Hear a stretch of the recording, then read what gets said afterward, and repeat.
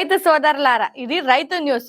ప్రస్తుతం జిల్లాలో అనేక మంది రైతులు టమాటా సాగు వైపు ఆసక్తి చూపుతున్నారు. కానీ సరైన పద్ధతులు పాటించకపోతే లాభం కంటే నష్టం వచ్చే అవకాశం ఉంది.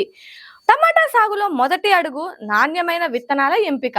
స్థానిక వాతావరణానికి అనుకూలమైన హైబ్రిడ్ లేదా వెరైటీ విత్తనాలు ఎంచుకోవాల్సి ఉంటుంది. టమాటాకు మంచి నీటి నిల్వ లేని సేంద్రియ పదార్థాలు ఉన్న మట్టి చాలా అనుకూలం. నాటే ముందు పశువుల ఎరువు లేదా కంపోస్ట్ కలపడం వల్ల దిగుబడి బాగా పెరుగుతుంది. టమాటా పంటకు అవసరానికి మించి నీరు ఇస్తే వేర్లు కుళ్ళిపోవడం, పూలు రాలిపోవడం జరుగుతుంది. డ్రిప్ పద్ధతి ఉపయోగిస్తే నీటి వృధా తగ్గి ఖర్చు కూడా తగ్గుతుంది.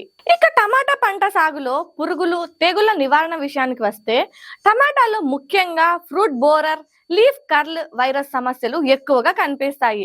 ముందస్తు నివారణ చర్యలు తీసుకుంటే పంటను కాపాడుకోవచ్చు. ఇక మార్కెట్ లాభాల విషయానికి వస్తే టమాటా ధరలు రోజు రోజుకి మారుతూ ఉంటాయి. అందుకే మార్కెట్ సమాచారం తెలుసుకొని పంటను విక్రయించాల్సి ఉంటుంది.